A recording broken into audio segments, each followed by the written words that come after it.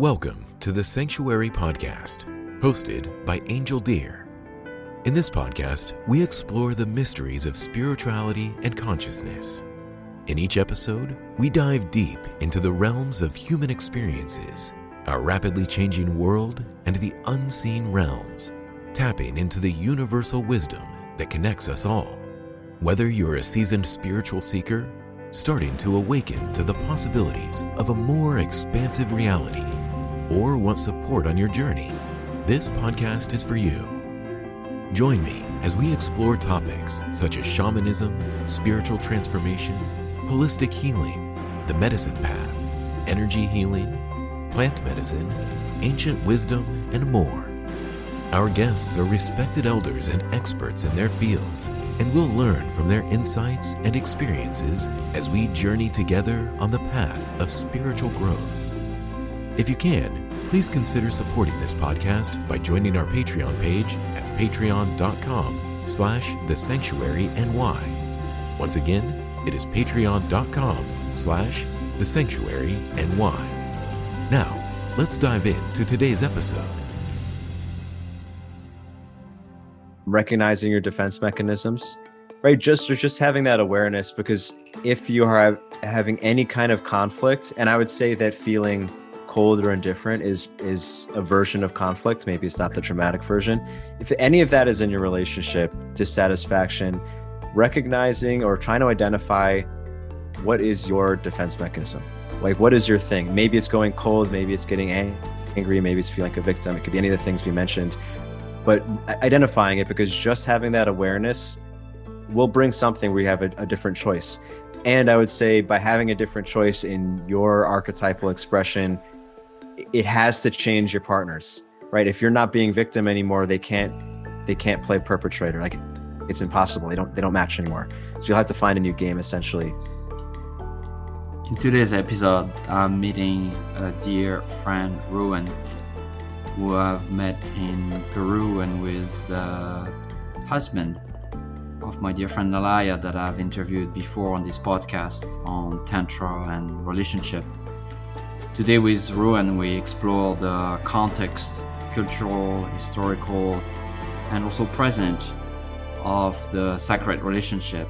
Not a term that he used, but the idea that we can develop a much deeper level of intimacy with our partners if we go through certain depth of healing. We can break patterns of running away or conflict, and even understand that sometimes conflict doesn't look like screaming and running away, but just being cold and not feeling anything, or being the stoic one. So there are a lot of things we're exploring today, and one of the reasons I brought Ruwan is that we are having an amazing retreat in 2 weeks at the Sanctuary, where we will bring both of them for couples who wish to go deeper into their relationship, go deeper into connection, go deeper into emotional and physical intimacy, really explore what is in the way of creating this powerful couple, but also powerful individual. Don't shy away from their power, from their medicine, from their knowing and their belief, and yet are able to create strong connection and manage the differences that exist between them and their partner. So I hope you'll join us at this retreat, and if you don't, I hope you enjoy the talk today. I had a lot of fun interviewing Ruwan, and let's just dive in.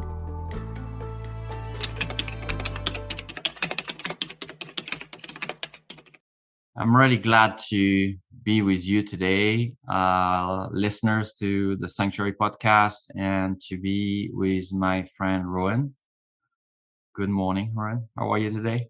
Hey, morning, Angel. I'm great. How are you? Yeah, I'm very excited, in fact, about that conversation. And I've known your wife for many, many years. In fact, before even you guys even met, because I was a student of her, and I got to discover this topic of relationship, sacred relationship, being in partnership. And how do we step into this container of connection with authenticity, with our power, with vulnerability, with strong communication. And I've been really fascinated by the subject. I think, what I want to say before we dive into this conversation is what I've witnessed, and what we were talking about is very often the healing community, or as individuals, we go into our healing from a very individualistic perspective, right? About what we need to fix or what we need to change in ourselves. And traditionally, healing was very collective. It was done at a tribe level, at a community level. In fact, we would never really go unless we have a big illness just for healing. But even in that case, we will look at why this illness appeared in the systems that we are in, right? Is it related to our land? Is it related to our waters? Is it related to our family dynamics, to our ancestors, to, many things that are in the collective?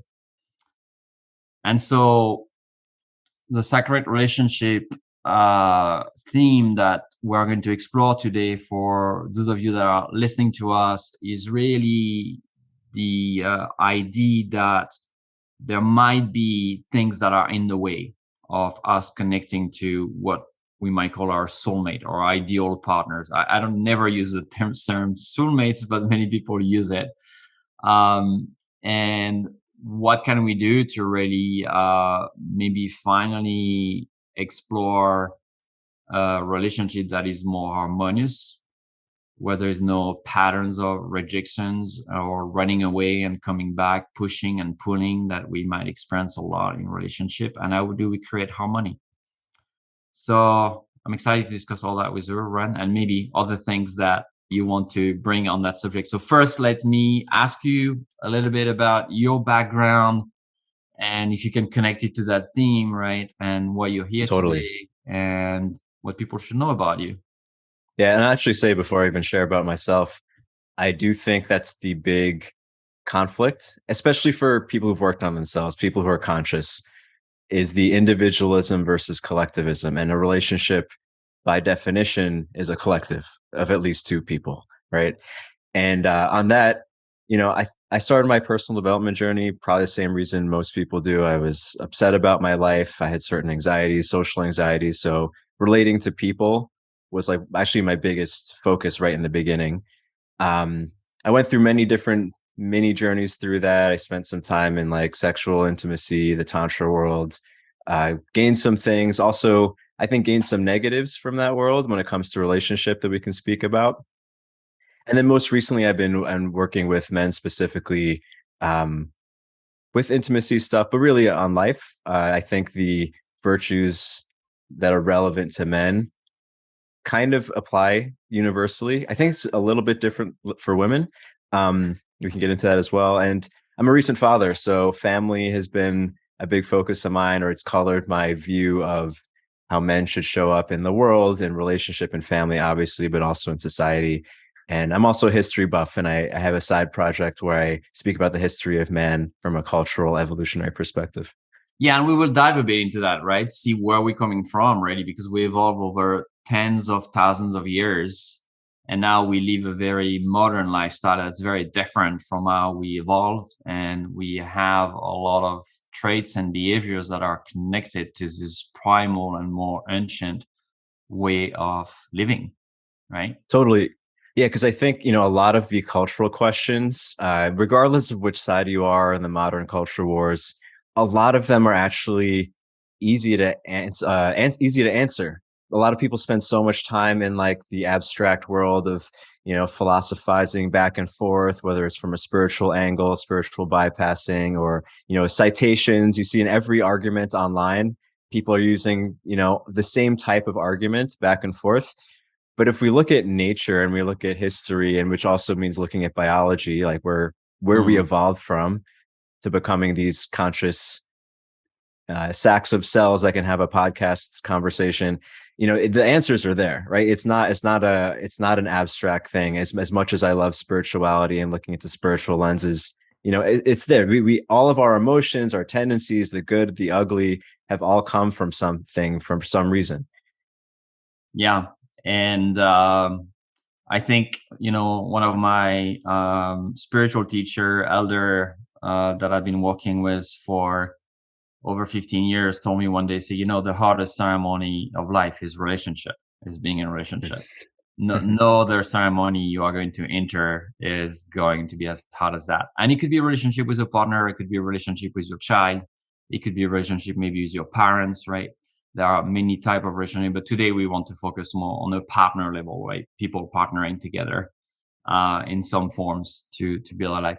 So you said you were in the tantric world a little bit, and you are a father. You have a beautiful child, and I got to hang out with you guys when I was in Peru, and that was so lovely. So, what brought you to that subject? I mean, obviously, you said you were searching for your own healing, but like specifically about the idea of relating. As a man, I guess, but also, what was there for you that you were not finding maybe in your education or from your parents or from society? Yeah, I mean, rewinding even like a decade earlier, when I was even 12 to 16, I was very depressed. And a lot of my depression came from what we could maybe call social anxiety now. Then I didn't know what was wrong. I didn't know what to call it, right? I just had a lot of issues with communicating. I had a very hard time making friends. And even with my existing friends, I had a hard time feeling like I could express myself. So I went through, I searched, this is internet 20 something years ago. So there's some dark corners. The first thing that I ended up spending time, like really investing time in, was what we now call the pickup community, because if you were 15 and you searched online for how to not be shy, that's what came up. What is that? I'm curious now. Oh, you haven't heard of the pickup artist community? No, it's like, tell me more. Okay. Well, anyway, it's a big, it started in the early 2000s. Basically men giving very left-brained advice to other young men on how to date. So a lot of it, and a lot of the thought leaders there were coming from an engineering background, and they were trying to break down human interaction with women in a very, we could say robotic way. And you could find certain success there, but it was like completely lacking in heart and empathy. And nowadays, I'm sure many listeners are familiar, there's been a lot of negative, a lot of accusations of misogyny and other negative things. But in my opinion, really all of that came from the fact that they were trying to apply an engineer's mindset to human connection, which is it's not even the most effective way. It's like trying to hear a color. It's like the wrong sense, right? It's yeah, like we're not machine. That would make things more simple. Maybe sometimes we are a bit more complex.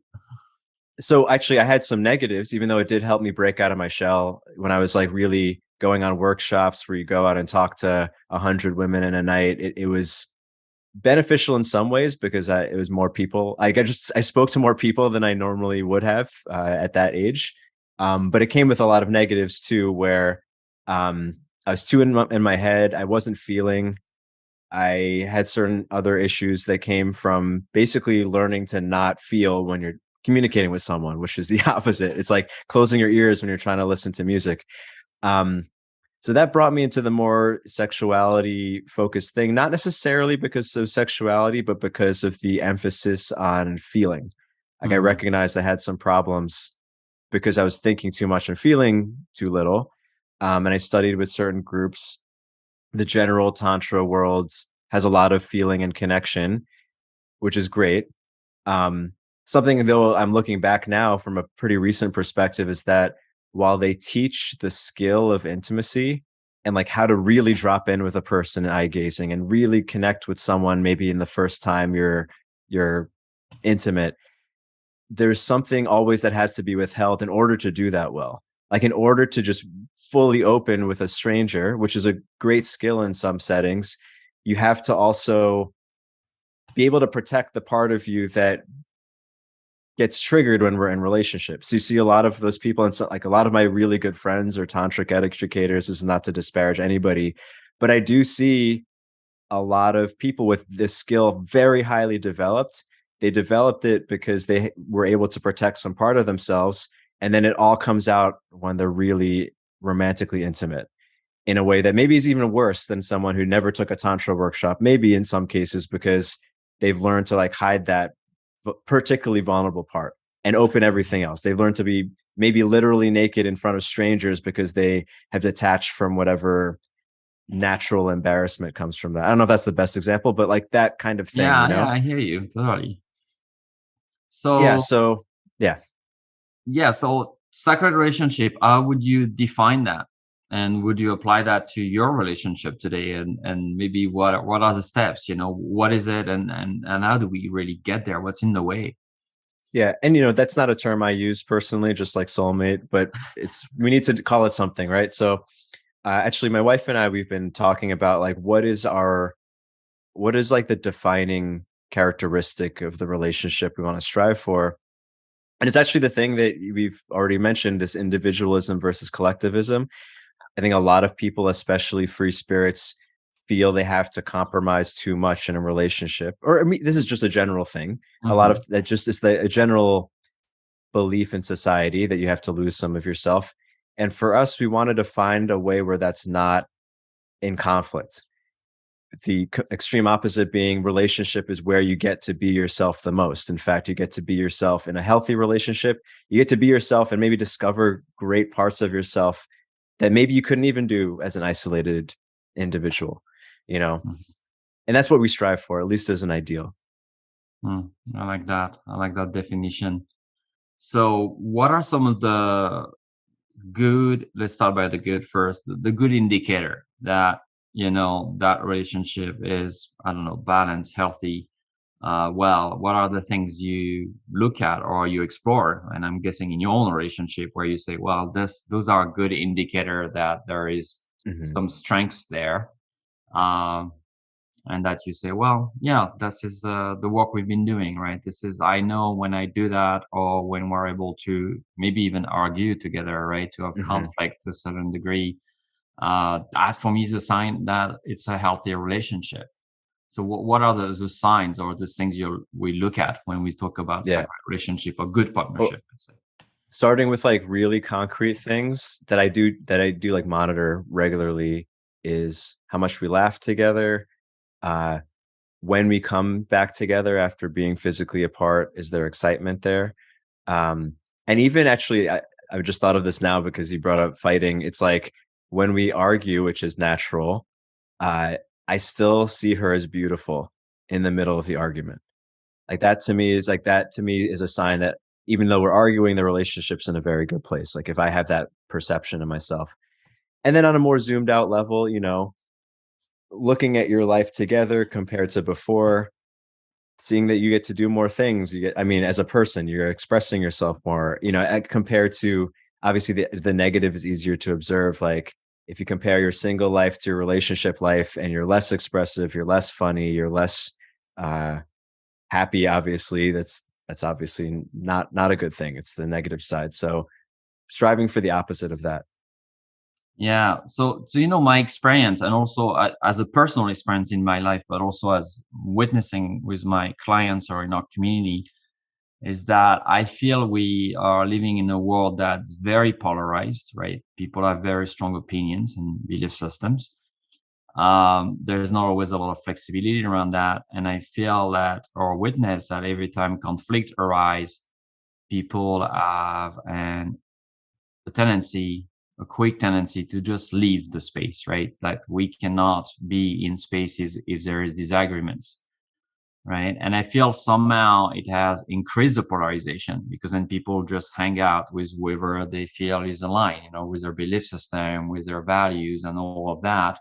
And I feel somehow it's preventing us to really unite as a collective. Mhm. But why I'm bringing that is that I often see that in individuals that also have a very hard time to be in a relationship, to being committed. I'm talking long-term relationship, right? And maybe some people say, well, I'm not for a relationship. I want to be single all my life. I'm a free spirit or independent spirit, right?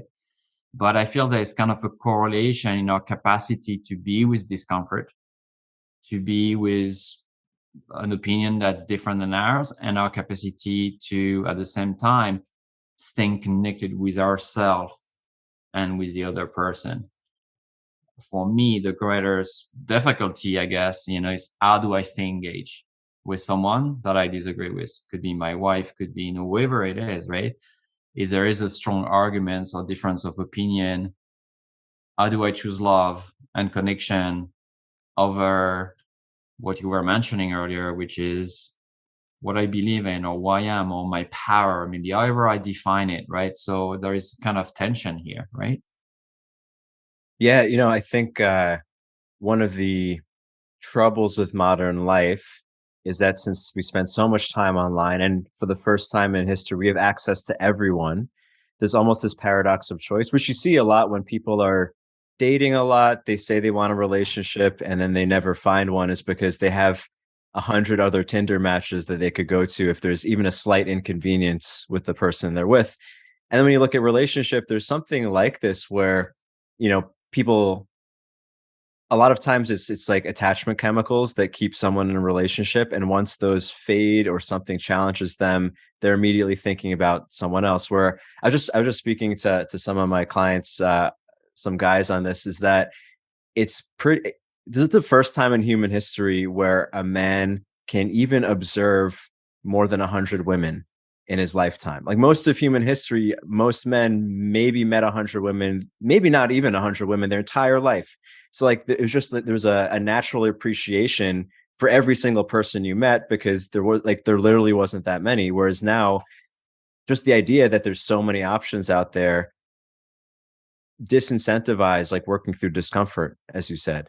And you can see this on many levels, even outside of relationship. Like, we're alternative as a family. We want to live in a communal setting, as almost all, I think, spiritual or people interested in nature. Like this is like a very common hippie thing, right? You want to live in community on land with all your friends. And we've met so many families like this. But it's when it actually comes to anything inconvenient, be it money, be it how to live, it never works out. I mean, it rarely works out, right? Maybe 1% of groups of friends who say this works out, because once there's a disagreement, it's like, well, we're not bonded by blood. We're just going to go to the next community, and you just move. Like there's nothing really tying us. Whereas in, say, a Paleolithic environment, we wouldn't have a choice. Like, we would need each other so much that if someone annoys someone else, you figure out how to make it work. Like this is something you see in like stories of tribal settings. Like forgiveness is such a big thing and sometimes ritualized, because you need each other. You can't kick someone out over some, he made a mistake. Like you have to make things work. And bring this back to relationship, the big extreme opposite of today would be, say, the arranged marriage, which is often seen as this oppressive thing. And maybe it's not something I would necessarily want or employ on my daughter, let's say. But there is something, if you look at like some of the more ancient stories of Tantra's origin, this skill of learning to drop in with someone and learning to love the person in front of you, where nowadays it's in an eye-gazing ceremony, but it was based on the idea that maybe you don't get to choose who you're with, and you just have to be with this person. And then there's certain skills that are beautiful to learn, where you don't have an option to leave. You have to find a way to make this work and make this happy for both of us. So yeah, I think we've gone a little bit too far, obviously, in the choice and globalization, let's say, of how we relate to people. And I think I do feel like culture is contracting right now. It's contracting to a more conservative, like as an adjective, conservative state, because people are realizing we've gone a little bit too far in anything goes, a little bit too far in individualism. And whether it's family, society, or especially relationship, we could learn a lot more to collectivize, let's say. Mm-hmm. To at the very least to be in the same reality as our partner, which is which is how I would define connection. Like to really, you see the world for the most part in the same way, you evaluate reality together in the same way, which includes within the relationship, right? Most fights are a disagreement over what's true. This is true of all arguments, actually, right? And if and very small things, right? People often break up for like a tiny detail. Yeah. Time we say over the toilet paper or the toilet seats, or whatever that little things that annoys people every day. But that's true. I want to come back on what we were saying in terms of evolution, right? If 50,000 years ago, or even not that long ago, 10,000 years ago, right, we were to kick someone out of the community, or we wanted to leave, it was death. Right, you will probably die in the wild, or you will, without your community, you will not be able to survive. So there was no possibility. But there's also community today in many ways that I've met and spent time with that still live that way. And there's still a possibility to live now, nowadays, either it's in jungle in Peru or in the mountainous communities. But there is such commitment to that family. And then when I say family, I say beyond the traditional family unit, right? That includes all the elders in the community and the aunt and the aunties and, children in those communities they call grandpa or father or mother, people that are not genetically their father or their mother or their grandfather, because they are the elders and they are holding all the children's, right? Or they are the parents and they are taking care of all the children's. And there is still a choice to stay there, right? Because people value that type of life. And in my experience, what I've seen is much more regulated children, much more happy relationships and communities, because there is that commitment and that understanding that we are in it together, right? And we are going to need each other. So how do we do that? We don't really live that way. For most people, I'm sure listening, we live in a very different environment, and we are very much like spoiled child, right? Everything is available, right? I can eat any food I want. And like you said, well, I can find another partner. I can find another woman. I can find another man, right? Whatever I'm looking for, because there is so much choice. So how do we feel into those values and this kind of different way of relating, and how do we nurture that, given maybe we don't have to, right? Or some people are like, yeah, well, maybe there is a certain level of unhappiness when we keep jumping from one relationship to another or one community to another, and I've seen that a lot, often. But we might not want to wait to be in our 50s or 60s and to feel really lonely to realize, oh, I should have cultivated that relationship, right? So how do we do that? What's the process? Yeah, actually, my answer, you just said it. It's for me at least, it's recognizing I'm going to die, because what you just said, that dilemma, it's in everything, right? Like if you're into nature, if you're into exercise, if you're into physical health, all of the tips you see right now are reminding you to do less convenient things that technology can do for us, whether it's like earthing or going hiking or most exercise. Like I'm really into like natural movement. All of it is things that we would normally do if we didn't have cars, like climbing, walking, but now in the first world, in 21st century, you have to have a device on you that reminds you to walk every day, right? Like you have to do all these things. You have to go out of your way. I was trying to hack my sleep a few months ago. So I was sleeping in a tent as opposed to the warm bed. It's like, and it doesn't make sense. Like my friends would tease me, and it doesn't make sense, honestly, when there's something better. But we have to make this constant choice. But the thing is, with relationship, let's say, recognizing that you could save yourself from the inconvenience, you can save yourself from the work, so to speak, by going to the next one. In every individual moment, the truth is, to look at it rationally, it does make sense, right? So someone smells a little funny, someone has a reaction to things you don't like, someone has like a micro trauma that is inconvenient to you. Go to the next relationship. And like so many people have done that. I've done that for a lot of my life. But if you recognize that one day you're going to be maybe too old to enjoy the things you want to enjoy with a partner, I think that's the only thing. Because at every age, no matter what, like assuming you're not about to die, it actually is kind of a rational choice if you look at it just in the short term. Yeah. And I want to explore, another part of that topic, which for me is something that's very alive, because something I witness all the time, is that the connection between personal trauma and our capacity to relate and to connect. Very often I see people that say, well, this didn't work for me anymore. It could be a relationship, it could be a community, or this, I had the intuition, or I had the guidance, or I had spirit told me, right? I need to do that. And in fact, when you have a little bit of trauma-informed background in psychology and in how the body reacts, when you carry trauma, you are going to very often read the world from that place, right? From that fear place, or from that place of protection and safety, which is, what trauma is, right? It's creating a story in the present from something that's happening in the past. And very often, those are very hard parts of us to access, to really see that maybe that pattern or that belief system, even that identity, that, or maybe I'm just a loner, or I want to be single and all of that. In fact, is coming from trauma, but not from our true nature and something deeper in us that's really craving relating, craving intimacy. And yeah, I wonder if it's something that you have experienced or that you see where we have this tendency to read, because I feel, in a world that's quite violent and oppressive, and there is a lot of that. And people sometimes have a very hard time reading into what their decision or where the decision are coming from, right? Or where their patterns are coming from, especially in relationships. Totally. Yeah, I mean, ultimately, every not good thing that we do with our partners, like everything that's like hurtful or harmful or, trauma based, it's to protect ourselves, right? For some reason, we have to protect ourselves. We have to protect ourselves in intimate moments, whether it's from childhood or whatever.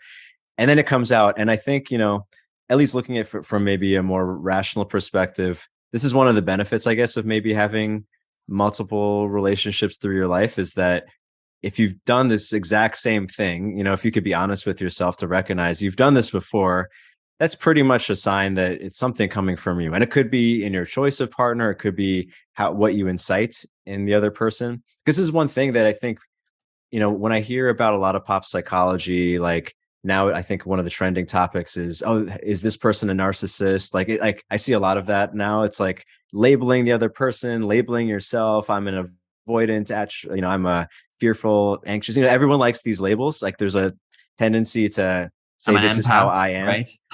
Yeah, exactly.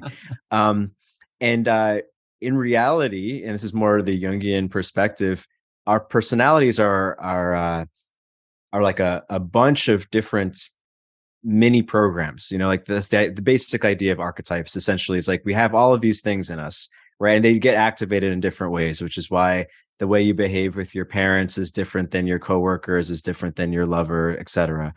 And a lot of how we behave, especially in intimate relationship, when the things that come out of us would never come out of us in any other place, it's usually because, let's say my wounded boy is going to attract the overbearing mother in my partner, and they connect, or the opposite, right? Like my stern father and her her little girl are going to find each other. Like these things, they have pairs, right? In fact, they develop because of some other time in our life, whether it's a protection mechanism or aggression or victim mentality. Like they didn't come out of nowhere, and then they find each other. It's like my inner child isn't going to come out at the same time as her inner child, because those two things don't fit. So I think looking at it from an archetypal perspective, I'm not sure this is answering your question, but it's very useful, I think, of like, okay, we're playing a game right now, where we're playing these roles. We're doing a little theater right now. And it's obviously very difficult in the moment of intimacy or moment of conflict. But if you could zoom out, or when things have calmed down, and recognize, okay, this is the dynamic we're playing, well, maybe we can choose a different dynamic. And so especially when it comes to trauma informed. Is that what many people very often call soulmate? Is just basically those wounded parts that are reflecting each other and attached to each other. And it can feel really good because it can feel safe, but basically we keep protecting a part or repeating a role and a play without being completely unconscious of it. I mean, not that it's always the case, but I feel it's often the case when we use those terms. Like we feel there's something really strong there, right? But maybe it's from there. Yeah, I mean, it feels familiar, right? Like, when we spend time with a little kid, which I've been spending a lot of time now with, like little babies love repetition, and even young children, they love they want to see the same movie over and over again. It reinforces something. They're building a pathway in their brain that will, the movie, I saw The Lion King 500 times as a kid. Like it always has a special place in my heart, and every single image from that movie is recognizable, and it brings me back to some feeling, even though I'm not entertained by it. And the same thing with everything that has been like repeated into ourselves. And when we are repeating, say, a victim perpetrator dynamic that happens a lot in both directions, often in a relationship, especially when we're fighting, we're for some reason wanting to hit that button again. And I think it becomes very interesting, and there's not one answer. It's like, why are we hitting the victim button again as a 40-year-old man? Like, why am I hitting this like wounded boy thing? And this may be many answers to this, but one could be, okay, this part of you has not been resolved. Like, you're still carrying trauma. There's obviously many routes to healing that kind of thing. But I think, with stuff like this, just recognizing that's what's happening, just like admitting it, I think it's huge, actually. Just like being like, oh, okay, maybe not in the moment when you're in your boy and whining, that's not recognizable, but maybe a second later. Or I think part of what consciousness is having like a shorter time delay before, like, oh yeah, 2 minutes ago, I was being a little boy. And the closer that gets to zero time, I mean, once it gets to zero time, then you have control. Yeah, it's not already in fact controlling it. It's just first being aware of it, right? It's like, oh yes, this is what's happening here, and maybe I have no hold on it. And maybe next time it's going to get triggered and again and again and again. But like you say, maybe it's not going to come as often because if I'm making aware of it, or it's not going to pass for like a whole week before I realize this is what happened last week. Totally. This is who was there. In fact, you were not my wife. You were my mother in that scenario. And I was angry, and I was 5, right? So. Yeah. Because once you get to noticing it almost in real time, then you have choice. Like, you wouldn't choose to be a little boy, in your relation, maybe not, no, never. Like, you wouldn't choose it. So it only happens when you basically lose consciousness for some period of time, and then you go into some dynamic that you wouldn't choose if you were conscious. So can I ask you a vulnerable question? Oh yeah, sure. Question is possible. So what is your pattern? What's the one you say like, no, that's the one I really go to, and you know where it's coming from, and maybe we can give an example there and say, yeah, this is when it show up for me. That's how I do. That's how I shrink or I small or I get young, right? Yeah, well, Nalaya and I, we've had this discussion a bunch the last couple of weeks. So it's, I think we both have a version of martyrdom. Like, we do things that we don't mean, and it comes out a little bit differently for both of us. But I'll say for myself, like, I'll do extra because, I have to do this because the family needs it, or she's in a bad place, but I don't really want to do it. And then it's building up some resentment that I'm going to bring out later. Of like, oh, well, I did all this stuff. I had to take a day off work today because of your needs. And like, it's like thrown back at her later. And actually, even on a deeper level, one of the reasons why we came up with the definition that I mentioned of like a sacred relationship or an ideal relationship is part of mine, at least, is this idea of like, oh, I need to make myself small to accommodate my partner. And it's part of this martyr thing of like, oh, this relationship wouldn't work unless I gave up some of my desires. And then obviously that's not good for the relationship, even to have like anything resembling that thought. So yeah, that's my thing that I'm still like identifying and as it comes up. Yeah. So is it like compromise? I feel a lot of time, people think of relationships as when you ask, oh, what did it last? Well, I just compromise, right? But when we hear compromise, it's like this idea, I'm making myself smaller, right? So I'm not going maybe to voice my whole needs or to take all what I really want because I'm also in charge of nurturing this relationship, that other person and the relationship. How do you see that idea of compromise? And I know one of part of your work, right, is to really step into your power and to not shy away of who you are, right? To be really this powerful individual and yet not to be individualistic, to be in relationship in that power.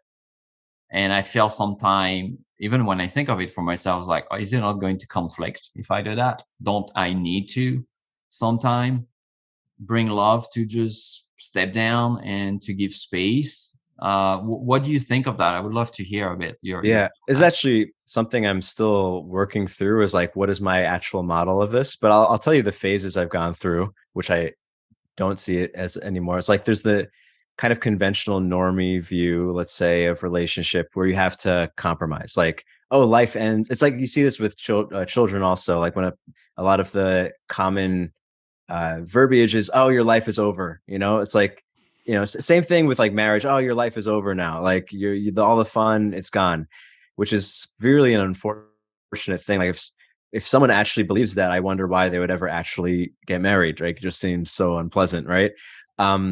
But then there's, when I was in, a more individualistic personal development, spiritual phase, which I think is a good phase, or at least it was useful for me. There's the extreme belief, the opposite of like, I'm going to do everything I want. I'm not going to, I remember even arguing over the word compromise with an ex-partner. I'm never going to compromise. Like, a relationship doesn't work if any person compromises, so we can't ever compromise. And then you have a lot of people, you see this a lot, boldly declaring their desires as if almost from a child perspective of like, oh, well, this has to happen, otherwise I'm leaving. That's kind of almost the underlying thing. And now I'm seeing that, as we've been speaking about, there is a collective element, right? So I'll use an analogy from my work with men. It's like, when a man is really in his masculine, so to speak, there are parts of it that is unpleasant, right? Culture's labeling it as toxic, right? There's things like aggression, the things that are natural even in little boys, and especially in young men when they go through puberty, that are kind of inconvenient to the rest of the tribe. But it has a clear place, right? Earlier tribes would have a rite of passage where it became very clear where his aggression goes. So he wouldn't have this, he wouldn't go around punching people because someone would hand him a weapon or a tool or we'll go hunting with the men, right? Yeah. And it was like, this is where your aggression goes. And he would feel fulfilled because that need was fully expressed in a way that actually was beneficial to the tribe. And, bringing this into relationship, I feel like that is part of it, finding where all of your tendencies fit. And then also, I do think, even though I don't believe in soulmates necessarily, and I think men and women, neurotypical men and women, are never going to see the world the same way. Like, our brains are different, our hormones are different, our tendencies are different. But for like a mini example, like, my wife and I don't agree on everything, but we also don't care about the same things. Like, if she wants to paint the house pink, I really don't care. It's not what I would choose. But even though we disagree, like, the way we weight those things are completely different. So I'm totally happy for her to make those decisions. And there's not really a conflict. And like, this is kind of moving into what I am now reforming as my ideal view of relationship, of like, in a healthy relationship, each person is fully expressing the things that actually matter to them. And ideally they don't conflict. And I think maybe in a few years I'll change that view of like, okay, well, that's not possible either. I don't know, to be honest, just looking at the way my beliefs have changed. But that's the way I would like to think about it. Like, one thing I saw during when the pandemic started in couples I've coached is that things that never seem to matter, as far as like, say, disagreeing about how the world should be run or mandates or whatever, all these hot button topics that are new, some couples turned out that they agreed on everything, and that was great. And then some couples found out for the first time in their relationship that they really strongly view the world differently, which is an unfortunate thing to find out 8 years into a relationship, right? It's like, it's too bad that didn't come up on the second date or somehow, because now there's something that really does matter where they conflict. Whereas I think it's natural to view the world differently. Yeah. I mean, I know, in fact, friends that have separated after many years together because they disagreed on the COVID vaccine, right? They had two very different, strong opinions, and somehow it ended up being long arguments over many months. And then they realized that somehow because of that, they had a different view of the world. I'm not sure if that's true, right? That's what's really what was happening. But that brought up this time together because you have to be with each other for so long. And they were living in New York City, so they could not really leave their apartment for a very long time. That brought something much, much deeper. But isn't it the case, like, the longer we're going to stay with someone, the more we are going to start accessing things that have been really buried, that we cannot see after 1 month of dating. We cannot see if we're not in deep, long, committed partnership. And that might feel like life-threatening because those things are usually very well protected for a reason, right? Yeah. And, on that note, like with, my definition of connection being basically in the same reality, people, as you're saying, like, defend their realities, right? This is where all of the political arguments come from. It's like, if you're questioning my reality, now I feel unstable as a human being. And it's quite difficult for most people to accept that there are other ways to view the world, right? Like, maybe 80% of people maybe all people arguing on the internet just can't accept this idea, right? They want to somehow destroy the other argument. And, in relationship, my wife and I will always see certain things very differently. Like she's into spiritual things that I'm not. I'm into various things that she finds incredibly boring and doesn't care. But as long as the things that we're looking at together, whether it's something in society or a moral value, or even sometimes like when it comes to cohabitation, like how you want to eat, I've had to separate from partners because we just like viewed nutrition so differently, and like it's something so important to me, and it wasn't important to them, but they wouldn't budge, they wouldn't stop, they wouldn't change their diet. And I do think those things like kind of have to fit, which is where finding, if there is an idea of the one, it's the person who fits your value system enough where you're not having conflict on important things. Because even on the flip side, when the pandemic started, I know couples who viewed vaccines differently, but one person didn't really care that much. So it didn't become like one person thought like, oh, this has to happen. The other one was like, okay, and as long as there's some balance with that, I think it's totally fine. Yeah. I mean, my wife and I have a slightly different opinion about it, right? And yeah, we didn't separate because of that. Well, we didn't think, okay, we should not agree with that. We see, something slightly different. And I ultimately think that when, we have very extreme or different opinions, the truth is probably in between the two, right? Neither me nor her on the real ultimate truth. What does that mean? And maybe, we are both just trying to attach a lot of value sometime on a certain topic, right? But like you said, certain topic might be key, right? About like nutrition was for you with that partner, right? Or it could be a certain political ideal or a certain view of seeing the world. Sometimes there are things that might be, well, that's really a deal breaker because there's really a misalignment on how we see the world, right? Yeah. And I think a lot of things, this goes for culture and for like relationships, maybe there is no objective truth, right? Like, if you look at how the common views change every generation, and when I think of culture, I'm thinking more on the society level. A lot of things, a lot of what people believe are right and wrong are kind of like which side of the street should you drive on. Like it actually doesn't matter as long as we all agree to drive on the same side so we don't crash. Like everything else, like whether, it doesn't actually matter. And I think this is true in politics, a lot of politics, and maybe not all things, and many things when it comes to relationship. Like whether you eat hot dogs or not, as long as you agree, who cares? Really? Yeah. I still find it weird when people drive on the left side, but that they're wrong. They're wrong. Okay, so let's talk a little bit about. So you and Nalaya are going to come in a few weeks at the sanctuary to offer a deep dive into all the amazing tools that you've learned the past 10, 15 years separately and together around sacred partnership, around relationship, around tantra, and other elements of that. And it might be more retreats in the fall coming up. So can you just give us a little snippet into some of the tools or maybe some exercise that even people that might not come to this retreat and are listening today might find interesting to research about or to learn about in order to foster a better relationship, to foster that sacredness of connection between human beings? Totally. And again, I want to say like our goal with this workshop is our goal in our own relationship and our definition of good relationship, sacred relationship, ideal partnership, which is in the relationship, you get to be yourself the most. And I do want to add that self might be different than your best self when you were single or in previous relationships before, but it is, it is like a flourishing of yourself so that there's no conflict in the relationship. So in the 3 days that we're going to have, it's focused on couples, right? It's not for just practicing intimacy exercises with a stranger. It's for existing couples.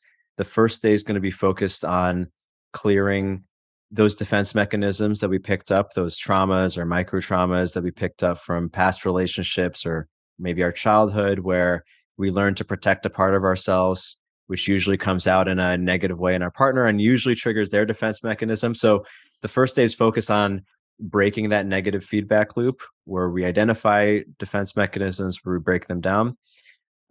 The second day is more focused on certain exercises we picked up from both of our time in the tantra world, where we're translating certain physical practices into really creating union. with maybe a mini goal of like having the kind of physical passion that you had when you were falling in love, which for a lot of people dies away. And there is a part of that day where we're going to separate the men and women to like really find their individual power, if you will, their polarity, if you will, to come together as full beings. And the third day is an integration day with co-creating reality, which is the other thing we spoke about today, is where, can you have the same vision and build a vision together? Because if you look at the evolutionary purpose of why we care to have a partner, why any of those things are interesting, it is to create more life, whether you choose to have literal children or not. It's creating life together in a way that a single person literally physically cannot do. So yeah, that's the focus of the weekend. We're very excited to share different tools and meet some awesome couples who want to go in that direction. That's beautiful. So before we close, there's some people here listening. We have thousands of listeners on our podcast. So is there maybe one or two or three things, technique or kind of tips, things that people that are looking maybe to improve their relationship could explore or do? What I would be even say, that's the one thing you need to do or the two things you need to do to really, improve relationship and dive deeper together. Is there something like that, or there's none? There's just hundreds of them? Well, there's a lot of things, but I'll go backwards in our conversation today because I think some good things came out, which is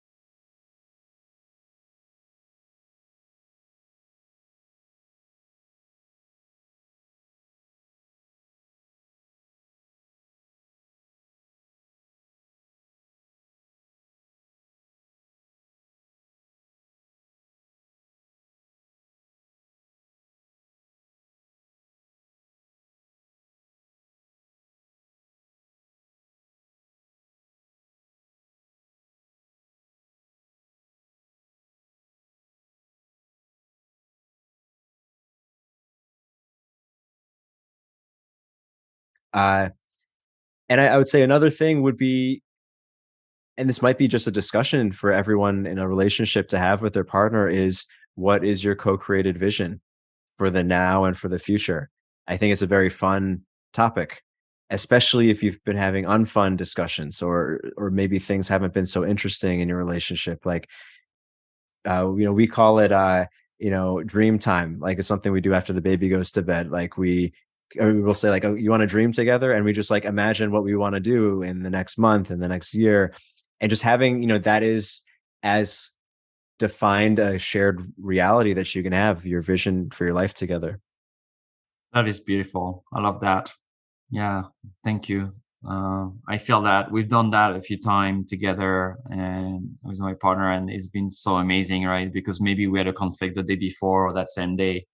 And then we talk about our big dreams and we realize they're so aligned and we get so excited to do it together that it kind of brings us back into connection, sometimes just kind of opening the space, right? Beyond maybe the one thing that triggered us, right? That brought us there.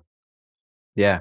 And I think, we didn't speak about the differences between men and women too much, but in my experience, at least, that's something that tends to really matter for women. It's like, oh, they're included in the shared vision. And like, that's at least I'll say in my relationship, this is true, where it's like a really strong, almost like reconfirmation of love, like that we're sharing an envisioned future together. And it just makes you feel closer and it's great. And maybe in some relationships, the opposite dynamic, I guess it is not necessarily gendered, but I think it's just really great for reaffirming love. Beautiful. Thank you, brother. Thank you for thanks, Angel. Your time today. There's so much more. There's so many things to explore, but yeah, so we are going to have this retreat in a couple of weeks. If you feel interested, I really recommend to come because Nalaya and Ruwan just flew from Mexico and they were in Peru before, and they're going to be in the US for a little time.